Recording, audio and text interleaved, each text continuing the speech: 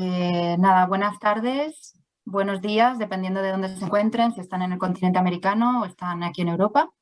Bienvenidos a este seminario online de Haifa, titulado Uso eficiente del agua y los fertilizantes en los cultivos de invernadero con o sin suelo.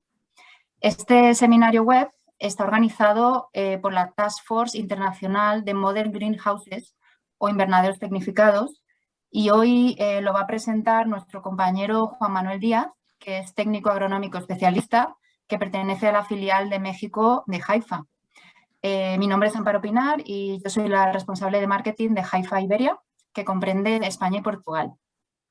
Durante este seminario queremos ofrecerle y vamos a compartirle información y consejos que pueden ayudarle a reducir el coste de fertilizantes y del agua y a mejorar también la disponibilidad de dichos fertilizantes. Si tienen alguna pregunta durante el seminario, no duden en hacerla a través del servicio de chat que tienen en la parte inferior de sus pantallas. Todas esas preguntas me llegarán a mí y al final del mismo, si queda tiempo, contestaremos algunas. Y si no hubiera tiempo, las que se queden sin contestar pueden poner su dirección de email y las contestaremos a posteriori de manera personalizada. También durante este seminario hemos introducido una pequeña innovación, que es un sistema con el que nos detendremos a hacer algunas preguntas a modo de encuesta para hacerlo pues, un poco más interactivo y con la audiencia y mantener pues, esa interacción o esa atención. Y además nos ofrecerá pues, una visión informativa de quienes estamos participando, lo cual es bastante interesante. Y dichas preguntas pues, son totalmente anónimas, así que les animo a que participen. Así que lo primero que vamos a hacer, por lo tanto, es lanzar la primera de las preguntas para la audiencia. Vamos allá. Vale, aquí tenemos la primera de las preguntas para que la puedan contestar. Es totalmente anónimo, les dejo un minutito para que la contesten.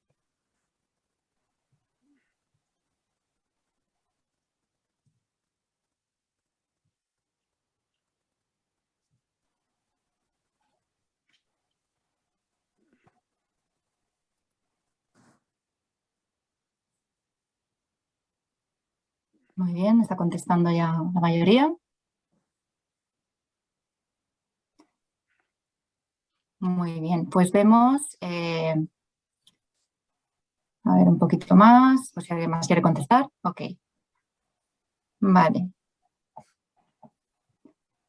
Vale, pues vamos a compartir los resultados y vemos que la mayor parte de la gente que nos acompaña hoy en el webinar son asesores técnicos, también hay gran parte de agricultores, gente relacionada con las ventas de fertilizantes o la fabricación de los mismos y algún que otro estudiante, algún que otro profesor o diferentes profesiones.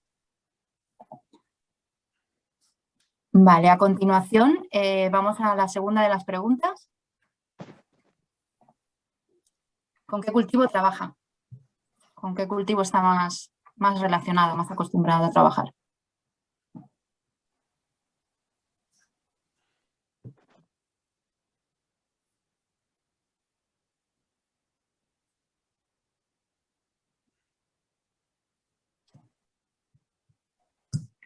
Muy bien, vemos que están contestando la mayoría.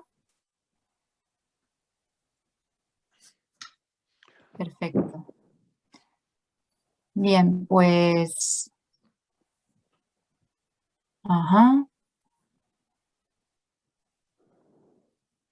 Vale. Bien, como podemos ver, la mayoría hay un alto porcentaje, casi la mitad del porcentaje de la gente que trabaja con tomate, es uno de los cultivos más extendidos. Otros cultivos de invernadero, pimiento, algo de forestal, algo de ornamental, flor cortada, pero vemos que hay como mucho predominio de hortalizas como el tomate. Bien. Pues después de esta pequeña encuesta que nos ha dado una visión global, voy a darle sin más dilación a nuestro compañero Juan Manuel para que comience su presentación. Muchas gracias. Muchas gracias, Amparo. Muchas gracias a los asistentes por estar el día de hoy en este webinar dedicado para ustedes. Esperamos les sea de utilidad de los consejos que vamos a darles a continuación. Y bueno, lo hemos titulado Uso eficiente de agua y fertilizantes en cultivos de invernadero al suelo y sin suelo, ¿no? En este webinar nosotros resumimos en 3 grandes tópicos, podemos decir, lo que queremos transmitirle. Uno de ellos es ahorrar en costos, tanto en agua como en fertilizantes. Hacer mucho hincapié en la calidad de los materiales o los insumos con los que trabaja, ya que eso nos va a dar ahorros en nuestros costos. Hacemos mucho hincapié en la calidad y resumimos en algunas partes que hay manejos que no necesariamente tienen que ser tan complicados y lo decimos, bueno, no se complique. Más adelante hacemos unos ejemplos hacia qué nos referimos, sobre todo en la preparación de mezclas de fertilizantes de manera sencilla, ahorrando costos y sin tanta complicación. Ahora bien, el contenido a grandes rasgos es medir y controlar los parámetros de nutrición. Aquí les vamos a presentar algunas herramientas básicas para llevar a cabo esta medición y este control en los parámetros de nutrición o de fertirriego. Ser creativo con los fertilizantes. Aquí es donde entramos a la parte de que no necesitamos complicarnos, de ser creativo con los fertilizantes que tenemos a la mano, los que están disponibles en el mercado. Buscar fertilizantes de buena calidad, ya que eso nos va a llevar a ser más eficientes en la aplicación de ellos y en el aprovechamiento de nuestros cultivos. Y el último punto es manejar el drenaje. Aquí entra una parte ya para las personas o que se dedican ya más a invernaderos con sistemas de recirculación, ¿no? Este punto es importante también. Y obviamente con este sistema de manejar bien el drenaje, pues ahorramos costos en agua, ¿no? Y en fertilizantes. Ahora bien, dentro del primer punto, que es medir y controlar los parámetros de nutrición, hay herramientas básicas, herramientas de medición que es muy importante que las conozcamos y que trabajemos con ellas en la medida de lo posible. Una de ellas es el manejo de los tensiómetros. Los tensiómetros nos permiten conocer la eficiencia que estamos teniendo en nuestro riego. Por lo general, y como recomendación, el manejo de tensiómetros se maneja a 2 profundidades. Una profundidad poco profunda, le decimos tensiómetro poco profundo, o a 3/4 de la zona radicular. Este nos va a indicar cuando el suelo esté seco y el riego debe de comenzar. Y un tensiómetro más profundo que supera la zona radicular, este nos dice la lectura cuando la tensión de humedad disminuya, el riego debe detenerse. Aquí es importante conocer la medida de cómo se miden estos tensiómetros. Estos tensiómetros pues llevan una válvula que, con una escala de 0 a 100, medida en medidas de presión, medidas de tensión, y nos va diciendo cuál es la tensión que nosotros tenemos en estas zonas de humedad, ¿no? Y base a ese parámetro es cuando nosotros decidimos regar o detener el riego, ¿no? Obviamente si la tensión está alta, debemos nosotros parar el riego, lo que quiere decir que tenemos bastante humedad. Y por el contrario, pues cuando no hay medición o el equipo nos señala que el suelo está seco o está bajando la humedad que requerimos para ese cultivo, es cuando debemos nosotros ya manejar nuestro riego, ¿no? Otros equipos importantes para el buen uso de las soluciones nutritivas son los extractores de solución de suelo. En algunos lados los conocerán así, en otros lados como lisímetros, en otros lados como chupatubos, en otros lados como sondas de succión. Son lo mismo. ¿Qué nos dicen estos equipos? Nos monitorean, podemos monitorear parámetros de conductividad eléctrica y pH del suelo. Esto nos ayuda a tomar mejores decisiones, porque si nosotros lo que hacemos es, de igual manera que como un tensiómetro, es incrustar estos equipos al suelo, cerca de la línea del riego y donde está el bulbo de riego, tomamos una muestra de esa solución y medimos esos dos parámetros, conductividad eléctrica y pH. Y nos va indicando, pues, que nosotros efectivamente podemos monitorear si el suelo tiene solución nutritiva o la concentración va disminuyendo o estamos aplicando una concentración muy alta, y eso base a estos parámetros indirectos de conductividad eléctrica y pH, ¿no? Al final de cuentas, nosotros buscar un pH adecuado, una conductividad adecuada en base al cultivo. Sabemos que cada cultivo es sensible a una determinada conductividad eléctrica, y si nosotros mantenemos esos parámetros, podemos traducir de igual forma todo esto en ahorro de costos. ¿Cómo lo hacemos? Como lo mencioné anteriormente, igual son dos extractores, uno en una zona poco profunda y en otra más profunda. Este a su vez tiene una sonda de succión donde extraemos la solución de suelo, y este a su vez ya lo medimos con los otros equipos, con potenciómetros, conductímetros, y vamos midiendo la variabilidad de estos parámetros en nuestro suelo. Y decimos, en dado caso, ¿es necesario aplicar una solución nutritiva o no es necesario?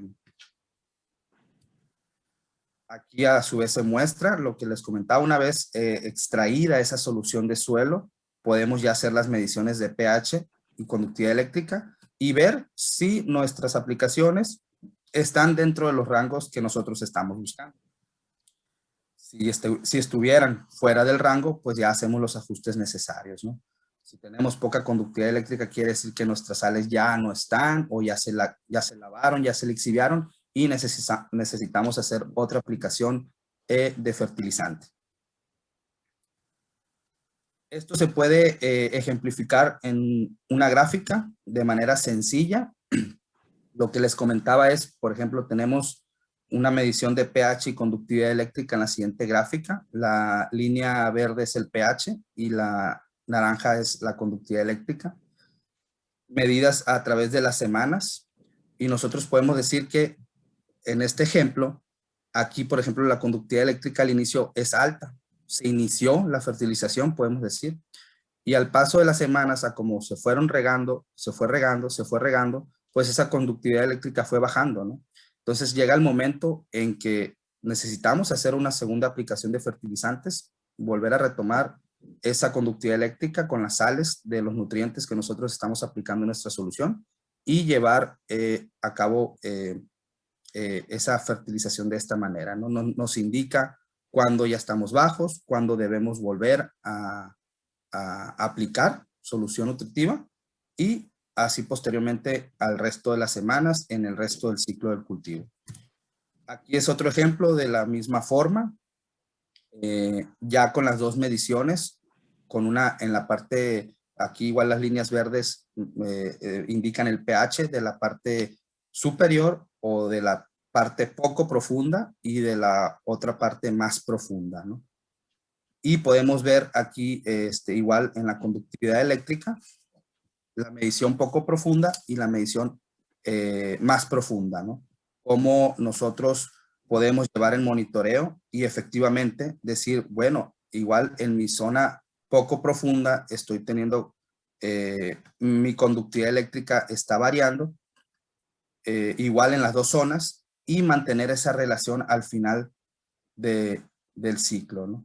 No quisiéramos ver aquí, por ejemplo, que a lo mejor las dos estuvieran muy desfasadas, porque eso quiere decir que a lo mejor estamos lavando los nutrientes, y quizás en la medición del isímetro en la parte más profunda ya no viéramos conductividad eléctrica. Entonces, por lo general, para siempre mantener en todo el bulbo de riego, en toda la zona radicular, deben ir muy, muy ajustadas las dos mediciones. Y bueno, mencionado anteriormente estos equipos una vez extraída la solución en lo que podemos medir pH y conductividad eléctrica con potenciómetros o pHímetros, los conocerán en otro lado, y conductímetros. También y en cultivos de invernadero en sustratos se usa las básculas. Las básculas en las que nosotros vamos midiendo el peso, y este peso lo que nos va diciendo es solo el monitoreo del riego en cantidades adecuadas. Aquí podemos ver que en cuanto empieza el riego, pues obviamente el sustrato o la charola va adquiriendo peso hasta un peso adecuado. Sabemos que cada sustrato tiene especificaciones de retención de humedad, cierta porosidad, y en base a esas especificaciones nosotros podemos regar en base a la retención de humedad que tenga ese sustrato y mantenerlo. Y aquí, por ejemplo, en este ejemplo, la lectura baja, aquí decimos que después ocupa otro pulso y así mantener posteriormente siempre constante con una humedad adecuada, y obviamente no estar regando de más y no estar regando de menos, ¿no? Siempre llegar a una cantidad adecuada de agua o de humedad en ese medio de crecimiento. Hay equipos también como sensores que nosotros los podemos tener instalados en nuestros invernaderos. Estos ya un poco más sofisticados nos miden inclusive los 3 parámetros al mismo tiempo, que son temperatura, conductividad eléctrica y contenido de agua. Y en este ejemplo podemos ver aquí de las diferentes días. Obviamente la temperatura fluctúa en el día alta, en la noche baja, en el día alta, en la noche baja. Y podemos llevar a cabo en base a esa medición de temperatura también cómo se comporta nuestra conductividad eléctrica, ¿no? Y a su vez el contenido de agua. Por lo general, los riegos, pues obviamente cuando tenemos temperaturas altas es cuando aplicamos el riego, ¿no? En las temperaturas bajas hay mayor retención de humedad, el agua o la humedad queda por más tiempo, y nosotros quizás ahí no es necesario regar con la misma cantidad como lo estamos regando en un día con una temperatura muy alta, ¿no? Aquí podemos adecuar ya los esquemas de riego en base a las temperaturas también que nos está dando nuestro sensor o nuestra lectura. De esta forma se puede ver lo mismo que expliqué anteriormente. Aquí, por ejemplo, tenemos que inicia el día. Obviamente inicia el día, empezamos con el primer riego. Llegamos a un contenido de agua óptimo. Obviamente con el riego vienen los nutrientes, sube la conductividad eléctrica. Termina el riego. Aquí ya es la caída del día o del sol, por lo que se detiene el riego y empieza un nuevo día, empieza otra vez el riego, empieza otra vez la solución nutritiva dentro del riego, y aumenta junto con el contenido de agua la conductividad eléctrica, ¿no? Entonces debemos de llevar estos dos parámetros por igual a cómo transcurren las fases del día, ¿no? El día empieza, inicia el riego, inicia la fertilización, se mantiene la humedad, obviamente cae la noche, se mantiene la humedad, baja paulatinamente, y a la siguiente fase o al siguiente día volvemos otra vez, ¿no? A dar otro pulso. Dentro de esta primera charla o de diapositivas tenemos una conclusión. Aquí es importante tener en cuenta los parámetros de nutrigación con equipos de medición. Siempre que nosotros tengamos equipos de medición en la que estemos conociendo muy bien los parámetros, vamos a tener mayor conocimiento de lo que estamos haciendo, y eso se va a traducir en ahorros, porque vamos a estar tomando mejores decisiones en cuanto a aplicación de riegos, en cuanto a aplicación de fertilizantes, en base a los parámetros que llevemos, ya sea día con día o semana con semana, de conductividades eléctricas, de pH, de soluciones nutritivas. Y si llevamos todo ese monitoreo, pues obviamente vamos a ser más eficientes, ¿no? Y vamos a llevar un crecimiento y desarrollo adecuado de las plantas. Por lo que aquí, en esta primera parte, yo les aconsejo mucho que se hagan de equipos de medición en sus prácticas. Y bueno, para entrar un poquito en la segunda parte, nosotros les aconsejamos que no se compliquen, que los requerimientos nutrimentales siempre nos dan la información sobre los fertilizantes que necesitamos seleccionar y debemos ser creativos con esa elección. También Haifa tiene, pues como ustedes conocen, un software de cálculo que es Nutrinet, que nos ayuda bastante en hacer formulaciones y cálculos de fertirriego. Y bueno, también tienen a su disposición en las diferentes partes de donde se encuentren a los técnicos de Haifa, que con todo gusto los pueden ayudar y les pueden dar el soporte necesario hacia esto. Bueno, antes de entrar a la parte de algunos ejemplos de elección de fertilizantes y cómo debemos elegirlos y por qué, entramos aquí a unas pequeñas encuestas que va a llevar a cabo mi compañera Amparo. Muchas gracias, Juan Manuel. A continuación, pues vamos a hacerles un par más de preguntas de nuestra encuesta. Para continuar con la misma.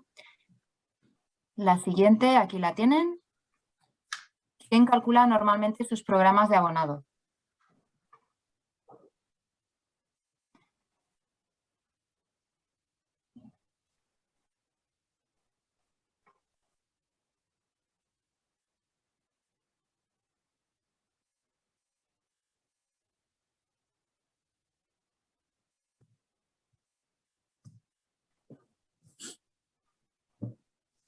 Les recuerdo que es totalmente anónimo, simplemente es para tener una visión informativa de la situación real, de la gente que estamos asistiendo. Muy bien, ha votado ya un alto porcentaje. Bien, dejamos unos segundos más. Vale. Bueno, voy a compartir el resultado para que lo puedan ver. Y vemos que la mayoría, un 64% de la gente que está aquí presente, calculan ellos mismos sus programas de abonado. También hay un porcentaje elevado de personas que tienen asesores técnicos. Algunos también se dejan asesorar por el propio proveedor de fertilizantes. Y hay gente que utiliza los mismos programas. Es una pequeña parte, pero utiliza siempre los mismos programas. Por último de esta ronda, la siguiente pregunta, que sería esta. ¿Cuántos fertilizantes necesitamos para hacer un programa de fertilización? Así a primera vista, ¿qué pensamos? ¿Cuántos fertilizantes necesitaríamos?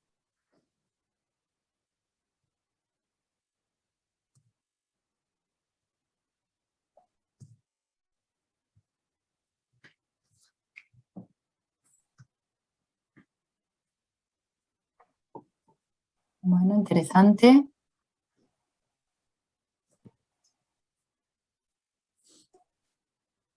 Dejamos un poquito más de tiempo y está votando mucha gente, está contestando mucha gente. Muy bien. Pues podemos compartir.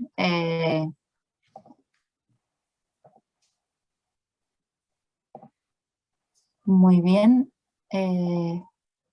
Vale, creo que ahora lo pueden ver. Aproximadamente, está un poco dividido, ¿no? La mayor parte creen que entre 6, 7 o 4 y 5. Poca gente piensa que deba ser una cantidad elevada, ¿no? Lo cual es muy interesante con lo que vamos a ver a continuación. Así que cuando quieras, Juan Manuel, puedes continuar. Ok, gracias. Muy bien, esta parte es sobre la elección de los fertilizantes. ¿Cómo podemos nosotros ahorrar en costos eligiendo adecuadamente nuestros fertilizantes? Primero que nada, pues hay que conocer la información y la composición de cada fertilizante, ¿no? ¿Qué es lo que tengo aquí disponible en el mercado? Por poner un ejemplo, vamos a ver unos 2, 3 ejemplos. Este primero, bueno, vamos a ver qué fertilizantes me dan azufre o sulfato y magnesio. Pues tenemos el sulfato de magnesio, tenemos el sulfato de potasio y tenemos el nitrato de magnesio con sus diferentes composiciones. Ahora bien, yo quiero aplicar una cantidad de magnesio o de sulfato. Por decir, yo quiero aplicar 1 milimol de magnesio y 1 milimol de sulfato, ¿no?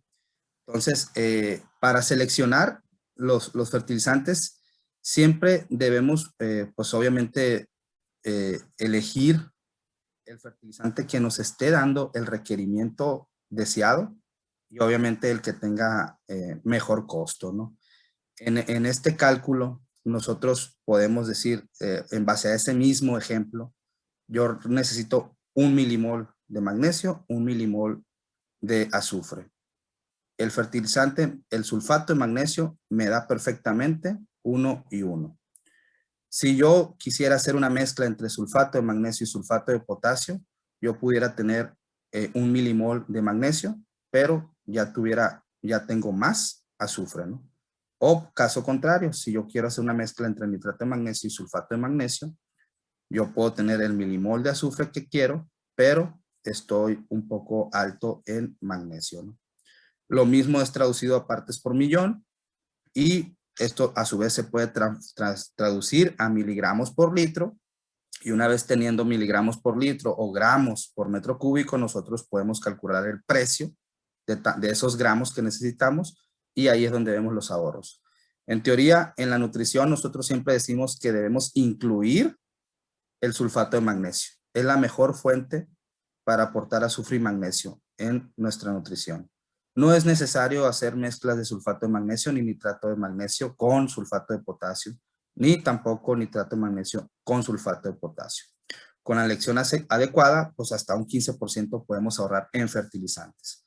He visto en otro ejemplo, para que lo entiendan un poco mejor, nosotros tenemos la misma recomendación, nitrato de amonio y MKP contra MAP y nitrato de potasio. Buscamos 1 milimol de nitrógeno, 1 milimol de fósforo y 1 milimol de potasio. ¿Ok? En las ambas recomendaciones, en la primera nitrato de amonio y MKP, lo podemos lograr. Y en la segunda con MAP y nitrato de potasio podemos lograr ese requerimiento. En milimol, en parte por millón igual. ¿Cuántas partes por millón ocupo de ambas recomendaciones? Y lo que les comentaba, esto a su vez lo podemos llevar a miligramos por litro y como ustedes ven, ocupamos exactamente los mismos miligramos por litro en ambas recomendaciones. 82 miligramos de nitrato de amonio, 136 miligramos de MKP, que nos da un total de 218 miligramos para alcanzar este requerimiento. Exactamente el mismo requerimiento ocupamos en la segunda recomendación, 116 miligramos de MAP y 102 miligramos de nitrato de potasio, que nos dan los 218 miligramos por litro de esta segunda recomendación.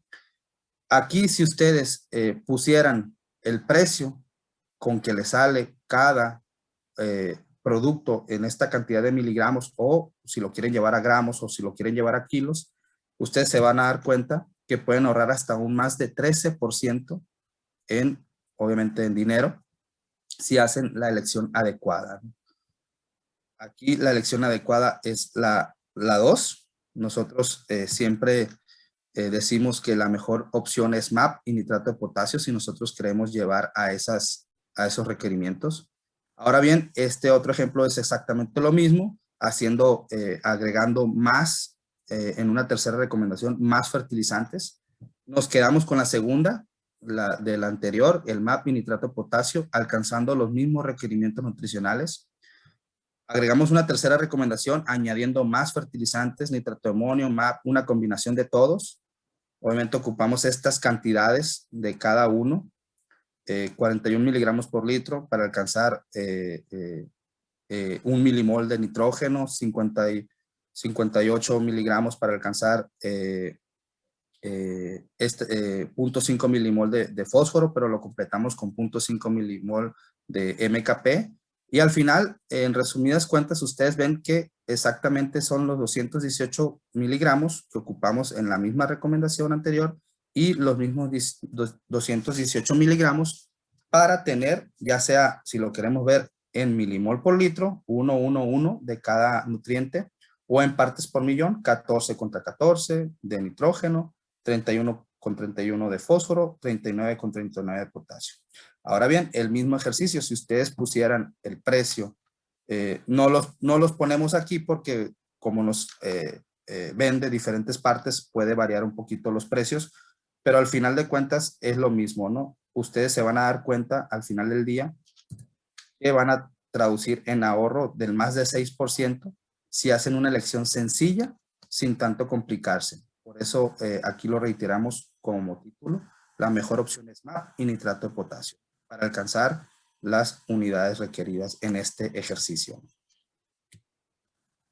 Por lo tanto, pues la elección inteligente de los fertilizantes nos ahorra dinero. No es necesario hacer tantas mezclas, quizás con un par de productos simples podemos llegar a los requerimientos que queremos y ahorrar dinero, por lo que decimos que no debe ser tan complicado y no necesitamos complicarnos en esta parte.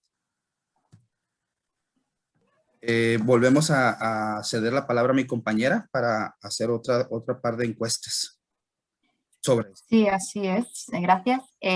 Vamos a proceder a un par más de preguntas con nuestro sistema de encuesta. Bien, la siguiente pregunta sería esta. ¿Es importante la cantidad de sodio en el agua de los goteros? ¿Qué piensan?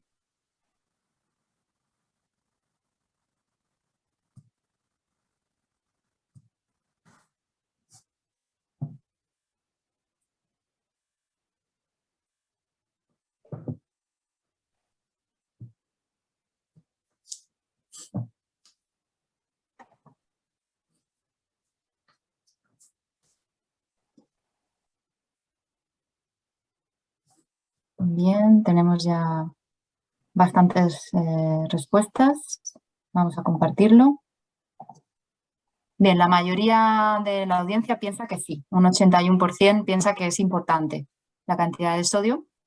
Solo un 12% piensa que no y un 7% no sabe, no tendría idea. Y luego la siguiente pregunta que tenemos es ¿qué importancia tienen el pH y el nivel de bicarbonato en el agua de riego? ¿Qué creen? ¿Qué piensan en este caso? ¿Ambas son importantes? ¿Ninguna? ¿Solo una de ellas?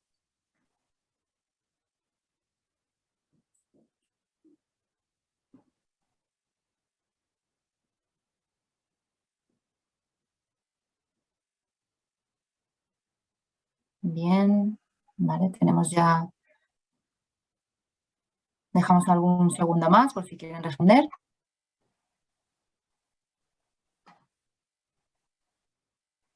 Bien, pues la mayor parte de la audiencia piensa que ambas son importantes, un 84% piensa que son importantes tanto el pH como el bicarbonato. Hay un porcentaje que piensa que es solamente el pH. Entonces, vamos a ver ahora con nuestro compañero de nuevo qué importancia tienen ambas cosas en el riego. Cuando quieras, Juan Manuel, puedes continuar. Ok.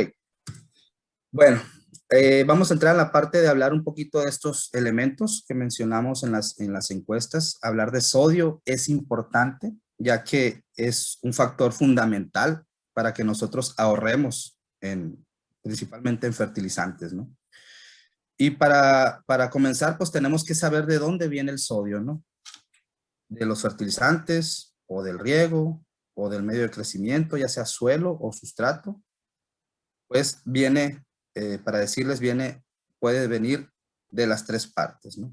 Del riego, del fertilizante, el medio de crecimiento puede tener ya sodio también. Y para evitar esto, pues necesitamos utilizar una buena fuente de agua, con bajos contenidos de sodio, con bajos contenidos de bicarbonatos. Asegurar que nuestro medio de crecimiento, nuestro sustrato sea de calidad. Aquí los que trabajan en suelo, pues asegurar que nuestro suelo sea óptimo. Si no es óptimo, hay recomendaciones para manejar el sodio en suelos suelos con problemas de sodio. Hay recomendaciones como manejar la aplicación de yeso. En aguas, pues es importante la aplicación de ácidos para manejar los bicarbonatos, que estos no nos interfiera con los cationes que deseamos, calcio, magnesio, potasio, y así controlamos un poquito el sodio. Y sobre todo también elegir los fertilizantes, ya que los fertilizantes contienen sodio. A lo mejor ustedes no lo conocen a fondo, pero todos los fertilizantes tienen un porcentaje de sodio. Entonces es importante que ustedes al momento de elegir el fertilizante pidan un análisis de sodio de ese producto, ¿no? Entonces van a ver qué productos les están ofreciendo con altos contenidos de sodio y cuáles marcas con contenidos más bajos de sodio, ¿no? Eso les va a ayudar bastante en que sea más aprovechado su fertilizante, ya que el sodio, pues al estar aplicando el sodio, estamos interfiriendo con la absorción de otros cationes en la planta, como calcio, magnesio, potasio, principalmente. Esto es lo que les comentaba, el sodio interfiere con la absorción de calcio, magnesio, potasio. Entonces, altos contenidos de sodio, vamos a tener problemas con la absorción de estos cationes y por lo tanto nos va a obligar a nosotros a hacer aplicaciones adicionales o cantidades más concentradas de estos elementos para contrarrestar un poco el nivel de sodio que tenemos ya sea en nuestro suelo o en nuestra agua. ¿Qué es aceptable? Aceptable en agua y en medios de crecimiento. Bueno, cada laboratorio nos recomienda un nivel adecuado. Hay quienes nos dicen que en el agua de riego debe haber menos de 5,000 equivalentes de sodio. En un suelo puede llegar a haber 10,000 equivalentes de sodio. Sin embargo, hay quienes exigen un poco más y estos límites tienden a bajar un poco, ¿no? Hay quienes dicen que 3,000 equivalentes en el agua es ya alto y en el suelo inclusive hasta 7 y 8,000 equivalentes, ¿no? ¿Existen diferencias considerables entre los fertilizantes? Sí, sí existen diferencias. Es por eso muy necesario y muy importante que ustedes conozcan muy bien los contenidos de sodio de los fertilizantes que están aplicando. Y bueno, el sodio pues también aumenta la conductividad eléctrica y limita el uso de fertilizantes. Nosotros en Haifa traemos un nitrato de potasio de reciente ingreso, que es el nitrato de potasio con menos contenido de sodio que van a encontrar en el mercado. Es un porcentaje cercano a cero, hasta un 90% menos de sodio que cualquier otro nitrato de potasio o fertilizante convencional. Esto nos va a ahorrar agua y nutrientes. Sabemos que altas cantidades de sodio, la planta aumenta su conductividad eléctrica y su potencial hídrico. Entonces la planta va por decirlo así, a batallar más en absorber agua y va a haber un gasto energético para la planta, ¿no?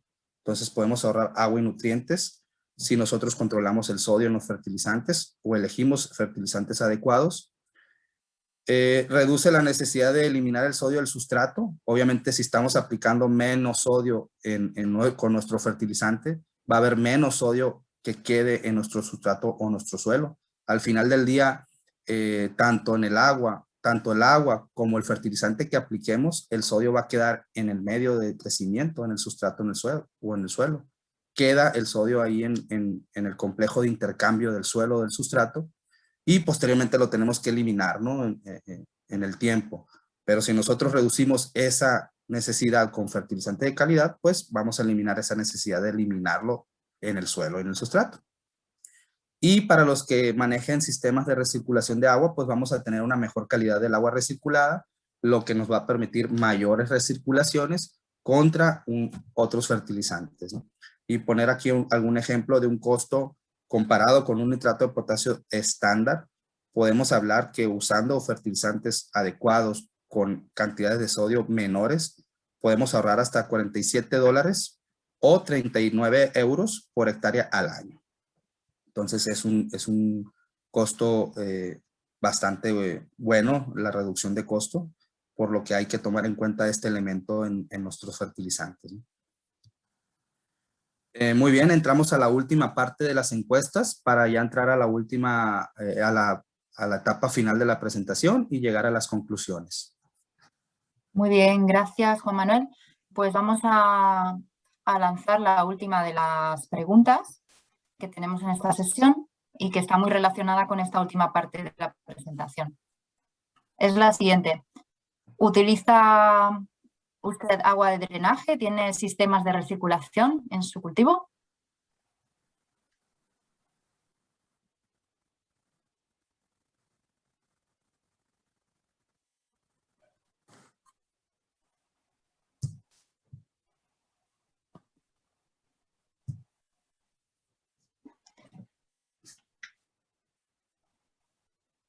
Bien, les animamos a que sigan respondiendo.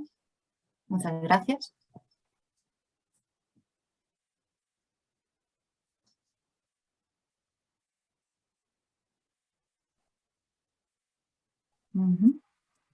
Bien, bueno.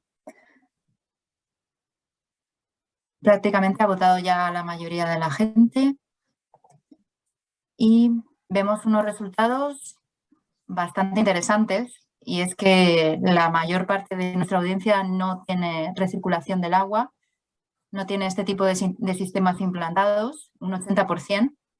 Es bastante significativo, ¿no? Y un porcentaje, un 14% sí tiene, pero sin desinfección específica del agua. Algunos sí que tienen algunos sistemas más tecnificados de desinfección, pero llama la atención que la mayoría de los asistentes no disponen de este tipo de tecnologías. Así que nada, vamos a continuar con la última parte de la presentación. Y cuando quieras, Juan Manuel, adelante. Gracias. Bueno, entrando ya a la recta final de la presentación, pues ya hablamos de elegir los fertilizantes adecuados. Una vez que encontremos esos fertilizantes adecuados, hacer la combinación de ellos adecuadamente. Buscar calidad en los productos que queremos trabajar, sobre todo en los niveles de sodio, buscar productos con bajos contenidos de sodio. Y por último, pues sería optimizar nuestro sistema de fertirriego, siempre que sea posible, ¿no? En esta etapa, pues hablamos de los sistemas de drenaje y los sistemas de recirculación, que al final del día, pues nos traduce en ahorros de agua, ¿no? Y de fertilizante, cuando nosotros recirculamos nuestra agua, ¿no? Bueno, se dice y se tiene muy bien estudiado que los sistemas de recirculación nos pueden ahorrar hasta un 60% de agua y nutrientes. Sabemos que una vez que aplicamos el agua, esta la captamos, la recirculamos y pues obviamente a la siguiente aplicación ya va una dosis de fertilizantes que son los que no tomó la planta en ese momento y los volvemos a inyectar. Entonces hay un ahorro de fertilizantes, obviamente hay un ahorro de agua porque estamos volviendo a recircular esa agua y se traduce en un 60%. Es importante en los sistemas de recirculación mantener buenos equipos de desinfección. Ahorita en las encuestas se mencionaba alguno como UV, como peróxidos. Hay otros que desinfectan con ozono, hay otros con cloro, hay otros con membranas, pero siempre tenemos que buscar buenos equipos de desinfección, sobre todo para, bueno, no contaminar con materias indeseables, ¿no? En la recirculación otra vez a nuestro sustrato, a nuestro cultivo, ¿no? Y también el manejo de pHs en los diferentes puntos es importantísimo. Manejar el pH porque en cada punto va cambiando el pH, ¿no?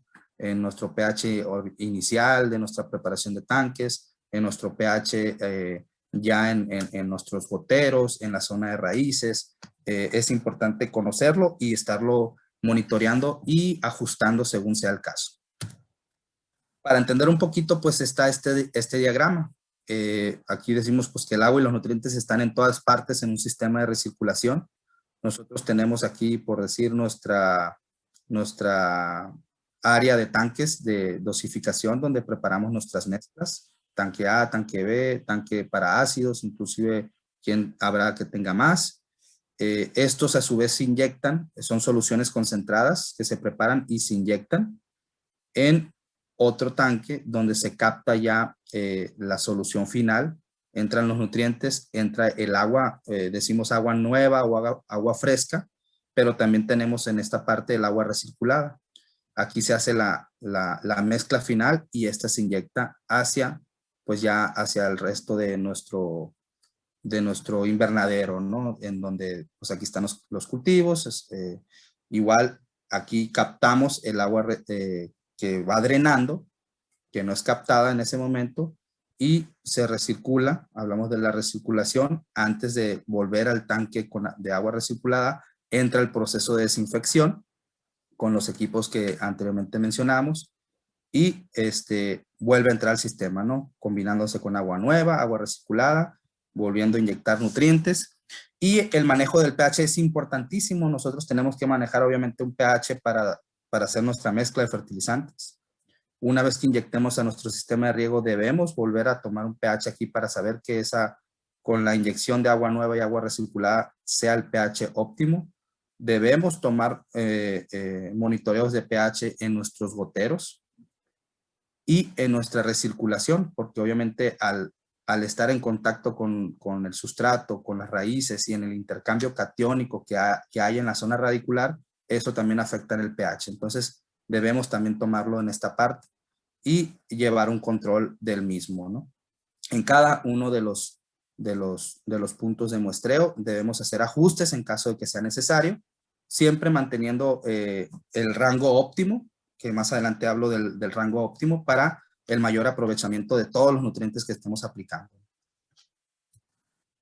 El rango óptimo, pues siempre es entre 5 y 5,5, incluso 6 en el agua recirculada y sustrato, pues se pueden tener pHs altos fácilmente por ese intercambio que hay de cationes en el sustrato.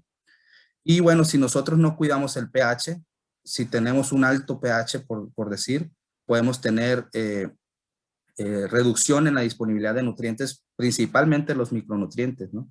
Y si tenemos pH ácidos, pues también podemos tener deficiencias de algunos otros como potasio, azufre, calcio, magnesio, ¿no? Entonces el pH adecuado en donde cae la mayoría de la disponibilidad de los nutrientes es entre 5 y 6. Aquí podemos ver que cae la mayoría de los nutrientes para ser aprovechados de manera óptima. Entonces debemos de cuidar muy bien este rango de pH, lo que le mencionaba anteriormente en cada uno de los puntos. Si nosotros vemos que en nuestro tanque de mezcla tenemos un pH arriba de 6, 7, entonces ahí vamos a esperar una deficiencia de algún elemento, ¿no? Tenemos que ajustar a nuestro rango óptimo siempre. ¿Y qué pasa? Mencionado anteriormente, pues el pH baja la disponibilidad de fósforo, un pH alto, de hierro y manganeso, por lo que necesitamos hacer aplicaciones más altas, dosis más altas, para compensar esa baja disponibilidad de estos elementos.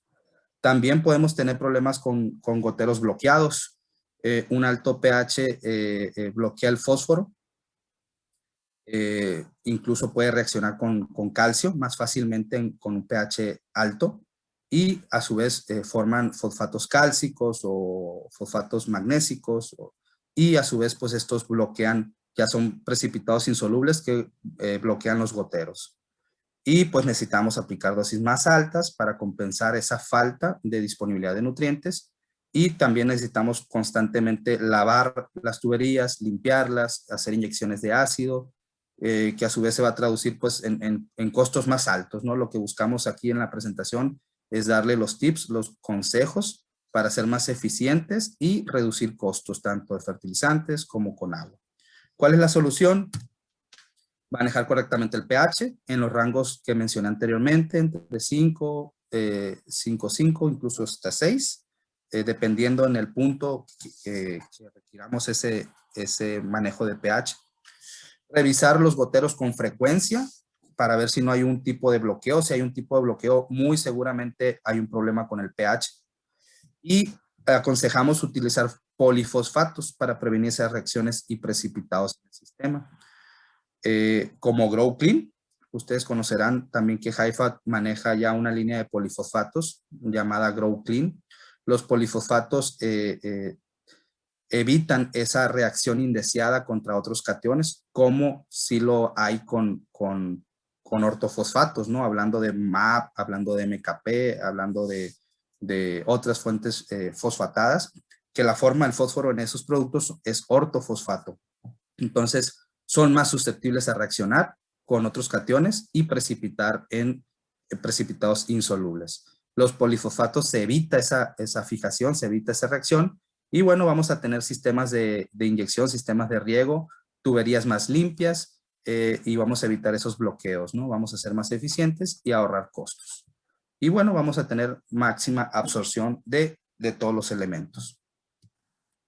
Ahora bien, a manera de conclusión, ya llegando a la etapa final, pues es importante conocer los fertilizantes disponibles en el mercado, como lo mencionamos, qué tenemos disponible, cuáles son las mejores opciones para hacer la mezcla de esos productos que no me lleve a costos más elevados y me estén aportando la misma cantidad o los mismos requerimientos de nutrientes.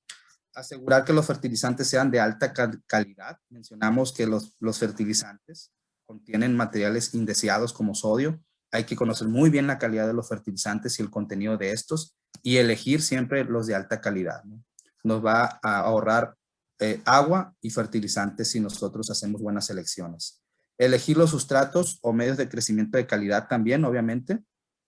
Revisar y estudiar la calidad de agua que se usa. Conociendo la calidad, pues es más fácil manejar, hacer un manejo adecuado de ella y pues combatir esa mala calidad, ¿no? Si en dado caso llegáramos a tener. Revisar los goteros con frecuencia para que no haya taponamientos y a su vez pues tengamos ahí problemas con el crecimiento de nuestros cultivos. Es importante siempre revisar goteros, revisar pHs y consultar con los técnicos de Haifa siempre. No duden siempre en contactarnos en donde sea que se encuentren. Hay técnicos de Haifa que estamos abiertos y totalmente disponibles para asesorarlos, para ayudarlos. Ustedes saben que pueden contar con nosotros y bueno, de la mano lograr los mejores rendimientos y el mayor de los éxitos para ustedes, ¿no? Por mi parte, pues es todo. Les agradezco mucho, mucho que hayan estado presentes. Y bueno, si tienen alguna información, si quieren más información, ya saben que pueden entrar a la página de Haifa, www.haifa-group.com, y van a encontrar muchísima información de la que hemos hablado, incluso de otros temas. Y bueno, si tienen alguna pregunta, con gusto trataré de responderlas. Gracias. Vale, muchas gracias, Juan Manuel, por la presentación. Creo que tenemos algunos minutos para contestar algunas preguntas que han ido llegando, han sido bastante numerosas y bueno, vamos a intentar contestar a algunas de ellas. Si te parece, voy a formularte algunas.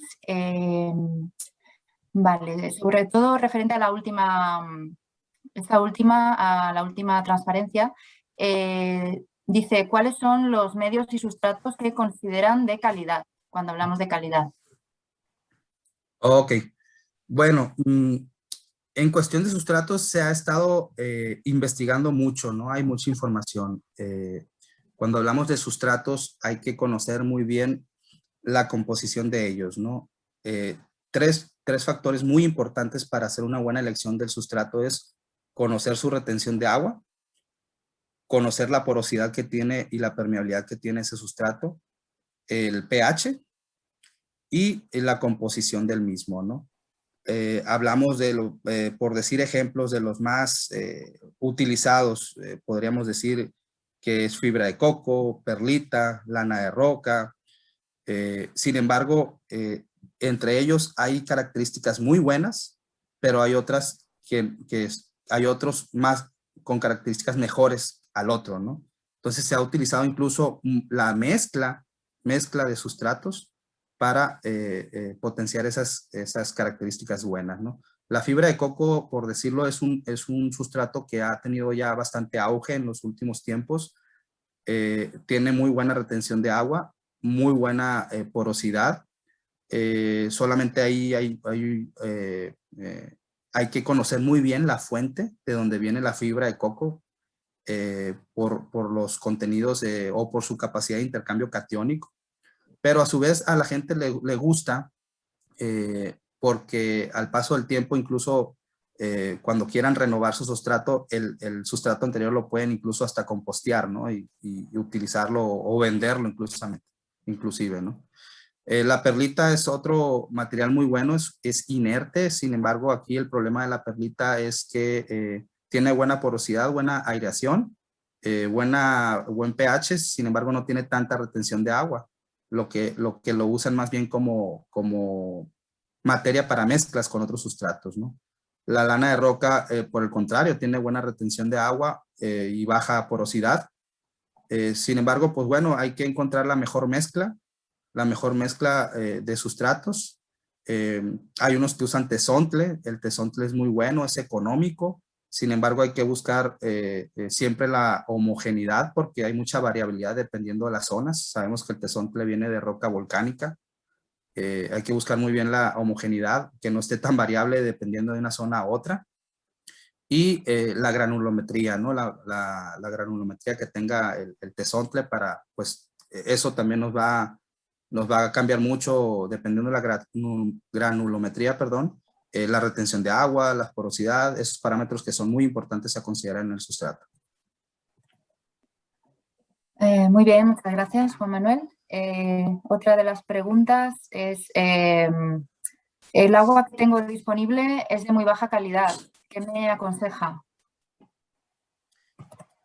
Ok, bueno, de baja calidad, me imagino que se refiere a los contenidos de sales indeseadas, ¿no? Cloruros, sodios, bicarbonatos. Lo que aconsejamos aquí, primero es, pues, no aportar otra fuente indeseada a tu sistema, ¿no? Si ya traes agua de mala calidad, pues elige un buen sustrato, elige un buen fertilizante, ¿no? Para no estar dañando más tu sistema, ¿no? Y en cuanto al agua en sí, puedes, primero que nada, neutralizar los bicarbonatos. Es un factor clave para mejorar tu calidad. Si tienes altos contenidos de bicarbonato, tú vas a tener problemas en absorción de elementos buenos como calcio, magnesio, potasio. A la vez que tú neutralices los bicarbonatos, pues vas a tener mayor disponibilidad de estos elementos. Si no manejas los bicarbonatos, vas a tener que hacer dosis más altas de fertilizante, ¿no? Entonces, hay que manejar los bicarbonatos, hay que manejar el pH y nada más, y no alimentar con otra fuente mala a tu sistema, ¿no? Elegir bien el fertilizante y elegir bien tu medio de crecimiento. Muy bien, muchas gracias. Otra pregunta sería, el suelo con el que trabajo tiene altos contenidos de sodio. ¿Qué me recomendaría? Ok, en problemas de sodio en suelo, lo que se recomienda es enyesar, usar sulfato de calcio constantemente.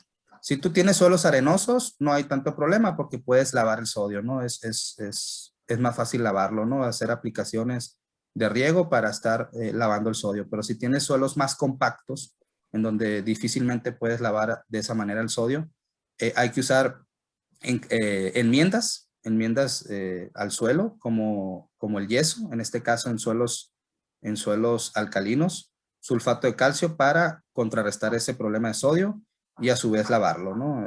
Es un producto que nos ayuda a manejar el sodio en el suelo. Ok. Otra de las preguntas, aquí comenta uno de los asistentes, ¿cuántos años puedo tardar en amortizar un sistema de drenaje y recirculación con el ahorro que me supondría en agua y fertilizantes? Pues muy buena pregunta, muy buena pregunta. no creo que haya una respuesta universal, ¿no? Yo creo que es la suma de muchos factores para amortizar un sistema de estos. Es suma de factores. Uno es los rendimientos que tengas. El otro, los precios de mercado que haya. Obviamente hay estudios manejando los mejores panoramas, ¿no?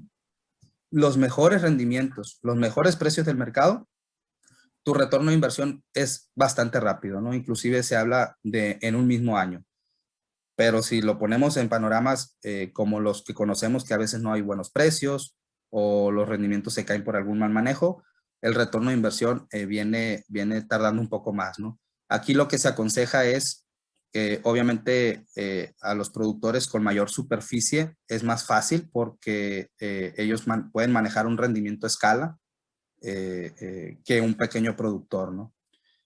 También es recomendable hacerlo paulatinamente, ¿no? En pasos. Si tú tienes una superficie de 50 hectáreas, no te vayas a invertir en las 50 de una, ¿no? Velo haciendo escalonadamente a través de 5 y luego 5, paso a paso, ¿no? No vayas de una a la primera porque pues te puede tocar un escenario bastante complicado en el mercado y tu retorno de inversión se puede ver postergado a más tiempo, ¿no? Entonces, es factor de muchas variables que hay que tomar en cuenta. Muy bien, muy interesante. Muchas gracias. Creo que tenemos tiempo a lo mejor para una o dos preguntas más. Vale, aquí preguntan, ¿hay que tener en cuenta los nutrientes del drenaje? Entiendo que a la hora de recalcular las dosis o de nutrientes a aplicar, no sé si se refiere a esto. Sí, es importante, bueno, creo que se refiere a esto, ¿no? Es importante que se tomen en cuenta los nutrientes en el drenaje, en la recirculada, porque al final de cuentas son los mismos nutrientes que tú vas a volver a inyectar, ¿no? Vas a combinar con agua, por decirlo así, fresca, nueva, pero hay que tomar en cuenta ese aporte que tú ya traes en tu drenaje y hacer el recálculo otra vez de lo que necesitas aplicar nuevo, ¿no? A lo mejor ya no es, por decir, si del 100% que tú aplicaste en la primera vez de inicio, en tu recirculada ya no ocupas aplicar el 100%, ¿no? Porque ya traes, en números grosos, ¿no? Tú ya puedes traer un 20, un 30% de nutrientes, dependiendo qué nutrientes, ¿no? Y tu aporte ya, tú lo ajustas a un 70, ¿no? Entonces, a grosso modo, tú tienes que hacer tus ajustes porque siempre vas a tener nutrientes que van a estar recirculándose, ¿no? Ok, y por último vamos a hacer una pregunta más. Preguntan también una pregunta bastante interesante y comentan que hay zonas donde no hay tanta tecnificación ni equipos de medición y que por tu experiencia, si nos podrías compartir algún tip o consejo para identificar estos problemas, pero con observación. Así, con tu experiencia, ¿qué podrías comentar para estas zonas donde no hay tanta tecnificación ni equipos de medición?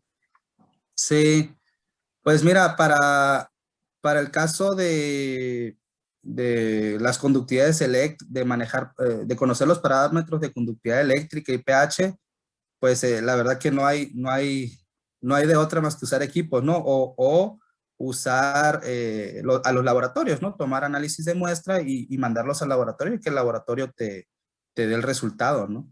En cuanto a humedad, sí hay algunas personas que eh, en base a experiencia, ¿no? Que dice, tengo suficiente humedad o ya me hace falta humedad y ellos lo hacen mediante, toman un pedazo de suelo, lo compactan en su mano. Si el suelo se desmorona, está seco, ¿no? Si se queda si se queda ahí medio compacto, tiene bastante humedad, ¿no? Entonces son como parámetros como por experiencia que ellos ya lo hacen de esa manera, ¿no? Pero pues que sea 100% exacto, pues tampoco, ¿no? Pero sí les da una visión bastante acertada y cercana a la realidad, ¿no? pero ya para conocer nutrimentos o otros parámetros, pues la verdad que sí es necesario, si no se tienen los equipos de monitoreo, pues usar los laboratorios externos, ¿no? que nos dan ese servicio. Por supuesto, pues nada, muy interesante. Muchas gracias. Creo que de momento podemos contestar hasta aquí y les pido que si no hemos contestado su pregunta, que escriban, todavía están a tiempo de escribir su email en el chat y podemos pasar a contestarlo personalmente a cada uno, si son tan amables y lo dejan aquí. Y nada más decirles también que este seminario está siendo grabado, entonces va a estar a disposición del público a partir de mañana seguramente en nuestro canal de YouTube de Haifa, así que pueden disponer de él cuando quieran. También dejaremos el enlace en las redes sociales. Y nada más, simplemente agradecerles de nuevo la asistencia y, por supuesto, a Juan Manuel por su aportación, por su excelente aportación. Muchas gracias. Gracias a todos, y bueno, estamos a sus órdenes. Muchas gracias por la asistencia. Muchas gracias.